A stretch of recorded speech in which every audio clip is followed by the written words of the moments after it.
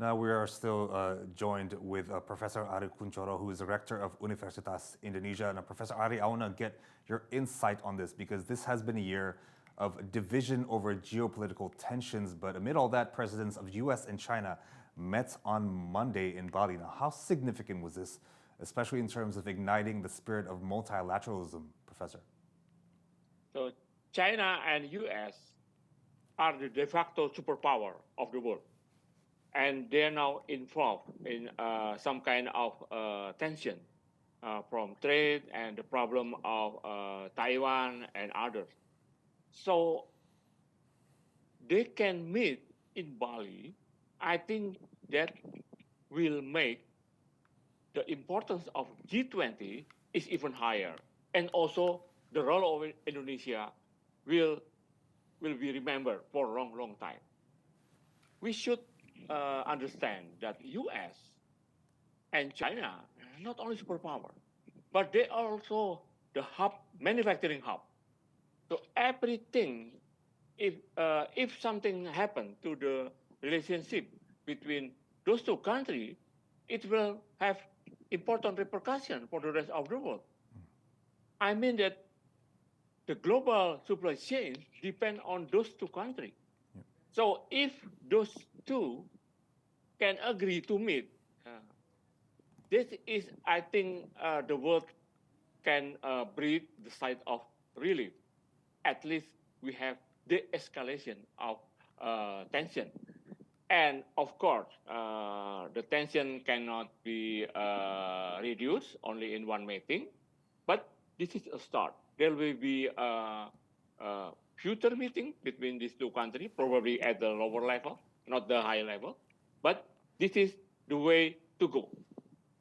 So this make everybody in G20 meeting will be very hopeful that the meeting itself will be very, very productive. I think this is a good thing that they meet on Monday. Right? And then we have a conference on the following day. So it kind of bring a good spirit, a good omen to the meeting. I think it's very, very significant. Right. Professor, as you said there, the key word there is hopeful, because this is a large meeting of the world's biggest leaders, the most influential leaders, trying to come up with solutions right now that we're facing, including the IMF and the World Bank. They are projecting a global recession next year. So I want to go back to the G20 forums in Indonesia's G20 presidency. Do you believe that the G20 forums this year, especially the FMCBG meetings, have they better prepared countries to prepare for a global downturn, Professor?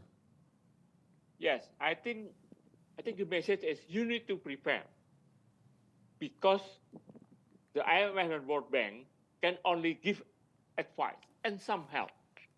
But the thing about the financial world is that it is controlled actually by the independent central banks. Yeah?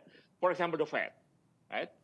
The Fed has the goal actually to rein on inflation from 9%, 8% now, back to the natural rate of inflation of around 2%. And I think even the U.S. government will have hard time to force the Fed to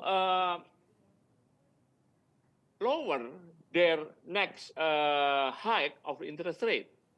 So I don't see that they will focus on this topic, but I think they will focus on how the IMF and the World Bank can have program of debt relief, particularly for developing country. We heard about Sri Lanka, and now in the headline, we also heard about the Pakistan is not having problem. And Indonesia, in this case, it can provide advice, because Indonesia is very interesting, because it has fiscal and monetary policies that actually balance between the need to maintain the external competitiveness in terms of trade balance and